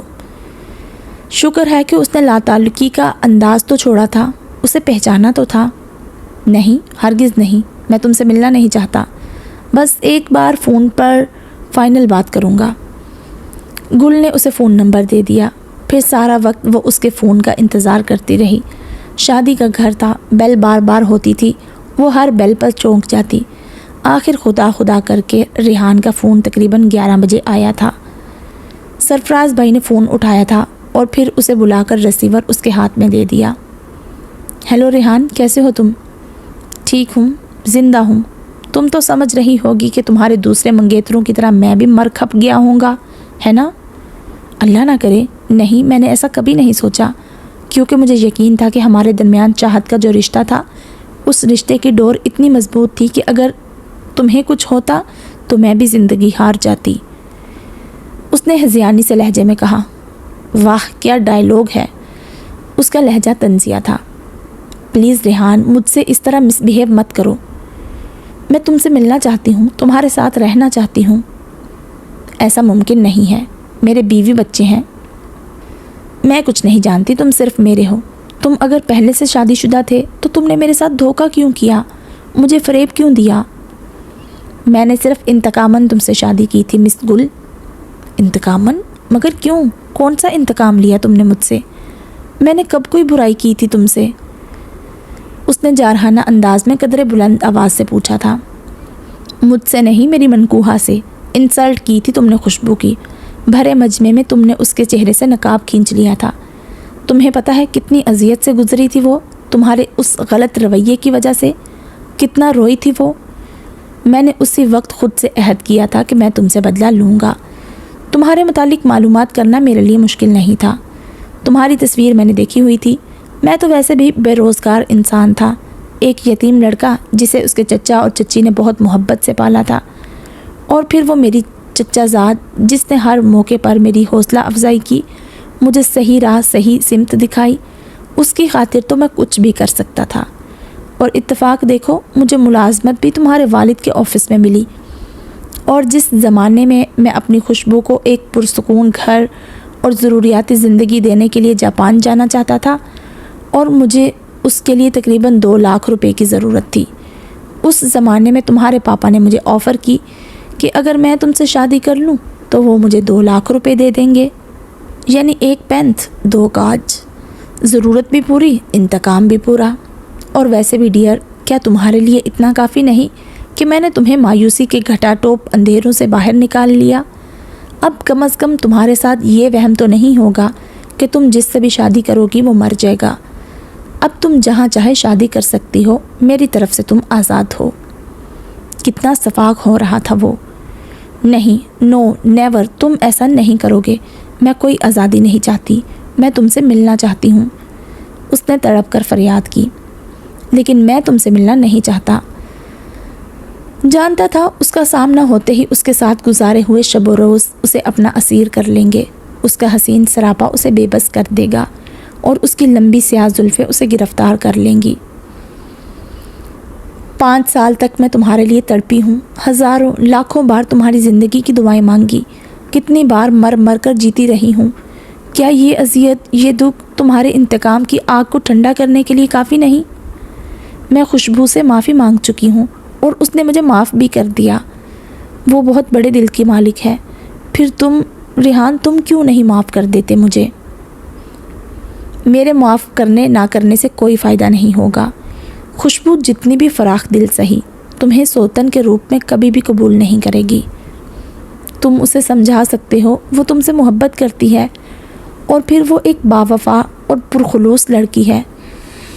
نہیں، ایسا ممکن نہیں، میں اسے یہ شوق پہنچانا ہی نہیں چاہتا۔ اس کا انداز ختمی تھا۔ اور اگر میں نے ایسا کر دیا، اسے سب کچھ بتا دیا تو میں تمہیں اسی وقت طلاق دے کر سارا قصہ ہی ختم کر دوں گا، اس نے نہایت بے رحمی سے کہا۔ پلیز ریحان، زندہ رہنے کے لیے کوئی دوسرا راستہ تو چھوڑو، کوئی جواز تو رہنے دو۔ وہ روحان سی ہو گئی۔ سیدھی سی بات ہے، تم حسین بھی ہو، دولت مند بھی ہو، کہیں بھی شادی کر سکتی ہو، خوش رہ سکتی ہو، بہت سے راستے ہیں، کسی بھی راہ پر چلی جاؤ، کانٹے تو کہیں بھی نہیں ملیں گے۔ ایسا مت کہو، میں محبت کرتی ہوں تم سے، شدید محبت، اور اس محبت میں اس وقت بھی کوئی کمی نہیں ہوئی جب مجھے یہ معلوم ہوا کہ تم نے مجھے دھوکہ دیا ہے۔ اب تک جو میں زندہ ہوں تو صرف تم سے ملنے کی آس میں زندہ ہوں۔ اگر تم نے میرا ساتھ چھوڑا، مجھے آزاد کیا، تو میں مر جاؤں گی۔ تم میری روح ہو، تمہارے ساتھ میرے سانس کی ڈوری بندھی ہے، تمہارے ساتھ گزرا ہوا ایک ایک لمحہ میرے اندر زندہ ہے۔ بے تحاشا روتے ہوئے اپنی انا کو کچل کر وہ التجائیں کر رہی تھی۔ ایک طویل سانس لے کر ریحان نے ریسیور رکھ دیا تھا۔ حقیقتاً وہ اس کا سامنا کرنا ہی نہیں چاہتا تھا، پہلے ہی کن مشکلوں سے گزر کر دامن چھڑایا تھا۔ خوشبو سے تو اس کا رشتہ بہت بچپن میں ہی استوار ہو گیا تھا۔ وہ ہمدرد سی پرخلوص لڑکی جو ہر مشکل میں اس کے کام آتی تھی، اس کے ساتھ مل کر روتی تھی اور اس کے ساتھ ہی ہنستی تھی، اسے بہت عزیز تھی، ساری دنیا سے بڑھ کر۔ ریحان کا بس چلتا تو آسمان سے تارے توڑ کر اس کی راہ میں بچھا دیتا۔ جب دونوں باشعور ہوئے تو خوشبو کے والدین نے ان دونوں کا نکاح کر کے انہیں مضبوط بندھن میں باندھ دیا تھا۔ ویسے تو وہ اکثر ہی ریحان سے ذکر کرتی رہتی تھی کہ گل پتہ نہیں کیوں خواہ مخواہ اس کے پیچھے پڑ گئی ہے اور مختلف قسم کی بدسلوکیاں کرتی رہتی ہے۔ اس طرح ریحان کو بنا دیکھے ہی گل سے چڑ سی ہو گئی تھی، مگر اس دن جب وہ اپنے بکھرے لرزے وجود کے ساتھ گھر آئی تو کتنا تڑپ تڑپ کر روئی تھی۔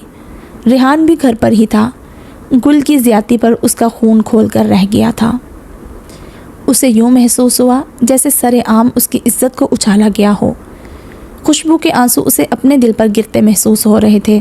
تب اس نے عہد کیا تھا کہ جس نے خوشبو کو اس طرح رلایا ہے وہ بھی اسے خون کے آنسو رلا کر ہی دم لے گا، کبھی نہ کبھی گل سے بدلہ ضرور لے گا، اور قدرت نے اسے یہ موقع جلد نہ سہی بدیر لیکن فراہم ضرور کر دیا تھا۔ تعلیم حاصل کرنے کے بعد ملازمت حاصل کرنا غریب نوجوانوں کے لیے خاصا صبر آزما سلسلہ ہوتا ہے۔ کافی عرصے تک ریحان نے بھی مختلف دفاتر کے چکر لگائے، سڑکوں اور گلیوں کی خاک چھانی، مگر 1-1.5 سال تک کوئی بھی جاب نہ مل سکی، اور پھر آخر کار گل کے والد کی کمپنی میں وہ ایک معمولی سی پوسٹ پر ملازم ہو گیا۔ تنخواہ بھی اتنی زیادہ نہیں تھی، جاب ملنے کے کچھ عرصے بعد ہی خوشبو کی رخصتی کر دی گئی۔ وہ ابھی تک خوشبو کے گھر میں ہی رہتا تھا۔ خوشبو کے اور بھی بہن بھائی تھے، غریب لوگ تھے۔ 3 کمروں کا چھوٹا سا گھر تھا جس کا ایک کمرہ ان دونوں کو دے دیا گیا تھا، مگر یہ سب کچھ خوشبو کو اچھا نہیں لگتا تھا۔ وہ چاہتی تھی جب ریحان اپنا الگ گھر لے لے تب اس کی رخصتی ہو۔ اسے چھوٹے بہن بھائیوں کے سامنے ریحان کے ہمراہ اس تعلق کے ساتھ رہنا اچھا نہیں لگتا تھا، مگر والدین کے آگے زیادہ بول بھی نہیں سکتی، سو مجبور تھی۔ ریحان بھی اتنی استطاعت نہیں رکھتا تھا کہ ایک الگ گھر لے سکے۔ کرائے کے گھر کا الگ ایک جنجال ہوتا ہے، ساری تنخواہ ہی کرائے پر اٹھ جاتی ہے، پھر انسان کھائے کیا؟ اس کی بڑی خواہش تھی کہ وہ خوشبو کو ایک چھوٹا سا پر آسائش گھر دے۔ اس کے لیے وہ جاپان جانا چاہتا تھا اور اس کے لیے بہت سارے پیسوں کی ضرورت تھی۔ خوشبو کے والد کا آبائی گھر حیدرآباد میں تھا، جس کا آدھا حصہ ان کے بڑے بھائی کے پاس تھا اور آدھا، جس میں ریحان کا بھی حصہ تھا، خالی تھا۔ کراچی میں وہ جس گھر میں رہتے تھے انہیں کمپنی کی طرف سے ملا تھا۔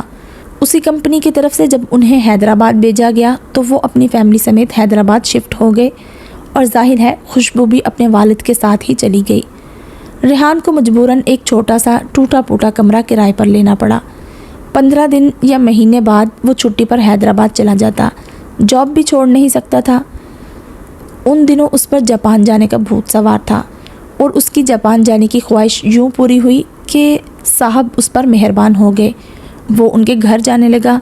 اس نے جاپان جانے کی کوششیں تیز کر دی، اور جب صاحب نے اسے 2 لاکھ سلامی کی آفر کی تو اس نے جاپان جانے کی اپنی تیاریوں کو آخری شکل دے دی۔ اس کا ارادہ تھا کہ شادی کرنے کے 2-4 دن بعد وہ جاپان فلائی کر جائے گا، مگر ایسا ممکن نہ تھا۔ کچھ دن تو لگنے ہی تھے، اور پھر اس نے یہ بھی سوچا تھا کہ شادی کی رات ہی فرار ہو جائے گا، مگر یہ بھی ممکن نہ ہو پایا، اور پھر تو جیسے وہ اسیر ہی ہوتا چلا گیا۔ گل کے حسین سراپے میں یوں الجھا کہ کچھ ہوش ہی نہ رہا، یاد ہی نہ رہا کہ کہیں دور اس کی باوفا بیوی اس کی راہ دیکھ رہی ہوگی۔ روز سوچتا کہ آج کا دن گل کے ساتھ اس کا آخری دن ہوگا، مگر اس کی ذات کی جھیل میں روز ڈوبتا اور روز ابھرتا۔ کیا قیامت سی دلکشی تھی، کہیں کوئی راستہ سجائی ہی نہ دیتا۔ اس تمام عرصے میں اس نے گل کی جتنی تعریفیں کی تھی وہ دل کی گہرائیوں سے کی تھی، یوں لگتا تھا جیسے دونوں ازل سے ایک دوسرے کے ساتھی ہوں، مگر آخر کب تک؟ آخر کار ایک دن خوشبو کی وفائیں اور دعائیں جیت ہی گئی، اور ریحان کسی نہ کسی طرح اس کی زلفوں کی اسیرے سے بچا کر نکل ہی گیا تھا۔ خوشبو کو احساس بھی نہ ہوا کہ اس کا شوہر اس کے ساتھ کتنی بڑی بے ایمانی کر کے آیا تھا۔ یوں بھی وہ 1 ہفتہ ہی اس کے ساتھ رہا تھا، پھر جاپان چلا گیا، اور پھر تقریباً 5 سال جاپان میں گزارنے کے بعد پاکستان آیا تھا۔ اس تمام عرصے میں اس نے اتنا پیسہ بھیج دیا تھا کہ اس کے چچا نے اس کے لیے زمین خرید کر ایک خوبصورت سا گھر تعمیر کروا دیا تھا۔ اس عرصے میں اس کا بیٹا، جو جاپان جانے کے 3-4 ماہ بعد پیدا ہوا تھا، 5 سال کا ہو گیا تھا، اور شادی کے 6 سال وہ ایک بیٹی کا باپ بھی بن گیا۔ گل کو اس نے یکسر بھلا دیا تھا۔ اس کی کل کائنات اور اس کی زندگی کا حاصل اس کی بیوی اور بچے تھے۔ پاکستان آ کر اس نے ملازمت کرنے کے ساتھ ساتھ چھوٹا موٹا کاروبار بھی شروع کر دیا تھا۔ یوں راوی چین ہی چین لکھتا تھا، مگر گل کی آمد نے اس کی پرسکون زندگی میں ہلچل مچا دی تھی۔ جس وقت گل فون پر ریحان سے بات کر رہی تھی، اس دوران سرفراز بھائی 2-3 بار اس طرف آئے تھے۔ ایک تو اتنی طویل گفتگو، اور پھر گل کا رونا، التجائے کرنا۔ سرفراز نہ چاہتے ہوئے بھی دلچسپی لینے پر مجبور ہو گئے۔ اس کی گفتگو کا کچھ حصہ بھی انہوں نے سن لیا تھا۔ جب رسیور رکھ کر وہ آنسو پونچھتے ہوئے مڑی تو سرفراز بڑی گہری نگاہوں سے اس کا جائزہ لے رہے تھے۔ کیا بات ہے گل، کون تھا یہ شخص؟ وہ ایک لمحے کے لیے گڑبڑا سی گئی۔ ریحان تھا۔ ریحان؟ کب ملا وہ تمہیں؟ کہاں ہے وہ؟ یہی اسی شہر میں۔ 2 دن پہلے میں نے اسے روڈ پر دیکھا تھا، پھر میں نے اس سے رابطہ کیا۔ وہ پہلے سے شادی شدہ تھا، اس کے بچے بھی ہیں۔ وہ 5 سال پہلے جاپان چلا گیا تھا اور اسی سال واپس آیا ہے۔ گل نے مختصراً سب بتایا۔ کیا؟ یعنی اس نے تمہیں دھوکہ دیا تھا؟ سرفراز ایک دم ہی غصے میں آ گئے۔ اور تم نے ابھی تک انکل کو بھی انفارم نہیں کیا؟ بلاؤ انہیں یہاں، لے کر چلو مجھے ابھی اس کے پاس۔ اس نے تم سے کوئی رابطہ کیوں نہیں رکھا؟ وہ تو میرے وجود کو ہی تسلیم نہیں کرنا چاہتا۔ ڈفر، میں رنگ کرتا ہوں انکل کو، ہم کیس کریں گے، अदालत में घसीटेंगे उसे। सारा कच्चा चिट्ठा खुलकर सामने आ जाएगा उस 2 टके के आदमी का। वो फ़ौरन ही जज्बाती हो गए। नहीं प्लीज़ भाई, मैं कोई ज़बरदस्ती नहीं चाहती, अपनी जंग में खुद लड़ूंगी। अगर मैं हक पर हूँ तो ज़रूर मेरी जीत होगी। प्लीज़ आप पापा को कुछ भी नहीं बताएंगे। मगर गुड़िया, ये तो बड़ी ज़्यादती है। उसने तुम्हारे साथ इतना बड़ा धोखा किया, वो तो शूट कर देने के काबिल है। वो जो कुछ भी है, जैसा भी है, मेरा शोहर है। आप प्लीज़ इस बारे में किसी को कुछ ना बताइएगा। गुल ने इल्तिजा की। अच्छा, जैसी तुम्हारी मर्ज़ी, सरफराज ने बादल नाख्वास्ता कहा था। उस दिन रेहान घर पर ही था जब अचानक गुल आ गई थी। उसे देखते ही बहुत सी यादें और बातें उसके दिलो दिमाग में इर्ताशता पैदा कर गई। वो नज़र और दामन बचाकर वहाँ से उठ गया और अपने कमरे में आकर कैसेट प्लेयर ऑन कर दिया। खुशबू ने नहायत खुश दिली के साथ उसे वेलकम कहा था। वो अच्छे दोस्तों की तरह काफ़ी देर बैठकर बातें करती रही थी। इस दौरान वो उसके बच्चों को भी प्यार करती रही। बेटी को तो मुसलसल अपनी गोद में बिठाए रखा था। दोनों बच्चों के लिए वो बहुत सारे खिलौने और बिस्किट के पैकेट भी लाई थी। छुट्टी का दिन था और वो सुबह 11 बजे ही आ गई थी। फिर जब खुशबू खाना पकाने किचन में चली गई तो वो भी उसके साथ ही किचन में आ गई थी। खुशबू ने उसे मूड़ा दे दिया था बैठने के लिए। तुम्हें पता है खुशी, 3 दिन पहले मेरी अपने शोहर से मुलाकात हुई थी। अच्छा? खुशबू ने खुशगवार हैरत का इजहार किया। क्या वो खुद तुम्हारे पास आया था? उसने मुड़कर उसे देखा। नहीं, मैंने उसे देखा था। अच्छा, कहाँ देखा था? यही, इसी शहर में, इन्हीं गलियों में। वो खोई खोई सी कह रही थी। तुमने बात की उससे? उसने मुझे पहचानने से ही इनकार कर दिया, मगर मैंने भी उससे सच उगलवा कर ही दम लिया। अब उसने मुझे पहचान तो लिया है, मगर क्या? मगर ये कि वो पहले से शादीशुदा मर्द था। उसने मेरे साथ धोखा किया था। उसके बच्चे भी हैं। वो चाहता है मैं उसका पीछा छोड़ दूँ, उसकी राह से हट जाऊँ, क्योंकि वो अपने बीवी बच्चों के साथ एक खुशगवार ज़िंदगी बसर कर रहा है। बताओ खुशबू, ये कोई इंसाफ है? मैं अगर उसका पीछा छोड़ दूँ तो कहाँ जाऊँ? शादी की थी उसने मुझसे। बताओ खुशबू, किस तरह छोड़ दूँ मैं उसे? क्या वाकई तुम उससे मोहब्बत करती हो? हाँ खुशबू, मैं उससे मोहब्बत करती हूँ, शदीद। तभी तो उसकी बटी हुई मोहब्बत को भी कबूल कर रही हूँ। कैसे कैसे सब्र आज़मा लम्हे इंसान की ज़िंदगी में आते हैं। ऐसी बातें जिनका इंसान तसव्वुर भी नहीं कर सकता ज़हूर पजीर हो जाती हैं। वो एतबार, इत्माद और वफ़ा का मीनार था, छाँव था, साया था, जिसकी पनाह में खुशबू ने अपनी ज़िंदगी के कितने माह साल गुजारे थे। कभी नहीं सोचा था कि वो शख्स उसके साथ चीट भी कर सकता है। दोनों औरतों के एतमाद को मजरूह किया था उसने। क्या औरत किसी भी मर्द पर भरोसा नहीं कर सकती, अंधा एतमाद नहीं कर सकती? बज़ाहिर मजबूत और तवाना नज़र आने वाला मर्द अंदर से कितना कमज़ोर होता है। नफ्स के आगे बेबस हो जाने वाला बुज़दिल मर्द। दिलकशी, हुस्न, अदाएँ क्यों इतनी जल्दी उसे बेईमान कर देते हैं ये सब? वफ़ा की, खुलूस की, मोहब्बत की उसके नज़दीक कोई अहमियत नहीं होती। बस अपने नफ्स के पीछे पागल हुए फिरते हैं। तुमने, रेहान, मुझे खुद अपनी नज़रों में बेमाया कर दिया। वो मुजरिम था। इतराफ़े जुर्म करने के बाद नज़रें झुकाए खड़ा था। नदामत का पसीना नन्हे नन्हे कतरों की सूरत में उसकी पेशानी पर चमक रहा था। गुल की आमद, उसकी कथा, फिर बार बार आमद, रेहान का कतराना, सब बेजा तो न था। वो तो दूसरी बार ही खटक गई थी कि कोई अनहोनी हो चुकी है, कहीं कोई गड़बड़ ज़रूर थी, मगर वो खुद उसके मुंह से जुर्म का इतराफ़ करवाना चाहती थी। मैंने तुम्हारा इंतकाम लिया था। इंतकाम? मेरा इंतकाम? वो इस्तज़ाइया अंदाज में हंसी। अपनी हर कमज़ोरी को छुपाने के लिए मर्द ऐसी 1000 दलीलें पेश करता है। इंतकाम तो निकाह के 2 बोल पड़वाने से ही पूरा हो गया था, या फिर एक रात में ही इंतकाम की आग ठंडी हो जानी चाहिए थी। फिर ये पूरे 1 हफ्ते तक क्या होता रहा? इस सवाल की तंदी से रेहान घबरा सा गया, नज़रें चुरा गया।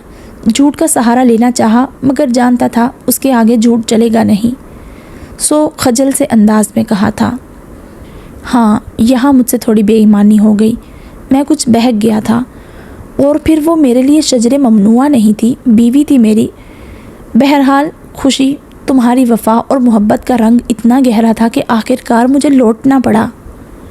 محبت، وفا؟ وہ ہولے سے ہنسی۔ اسی چیز کی تمنا وہ آپ سے کر رہی ہے۔ بتائیے کیا کریں گے آپ اس کے ساتھ؟ میں اسے طلاق دے دوں گا۔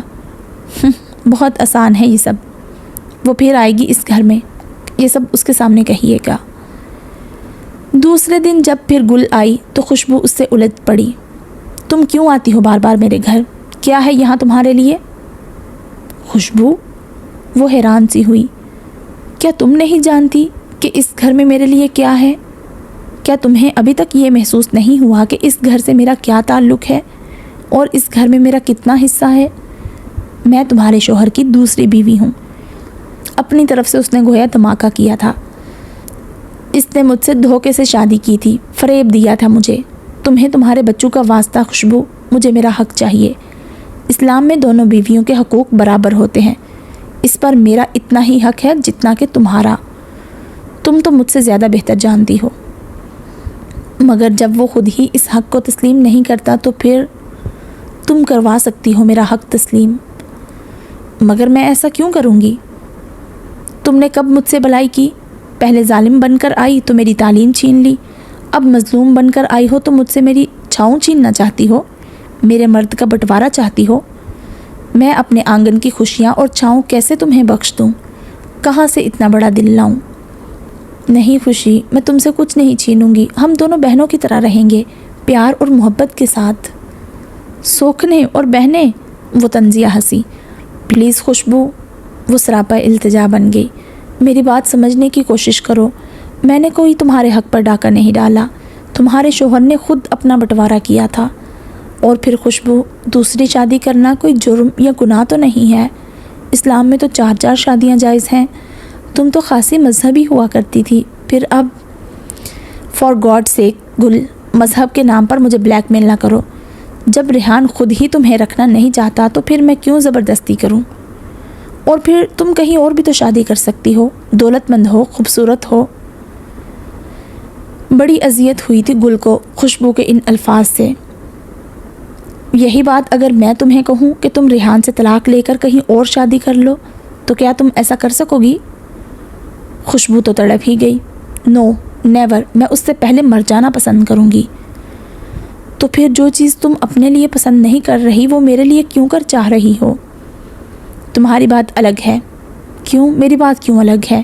کیا میں عورت نہیں؟ کیا صرف تم عورت ہو؟ میرے پاس دل نہیں یا جذبات نہیں؟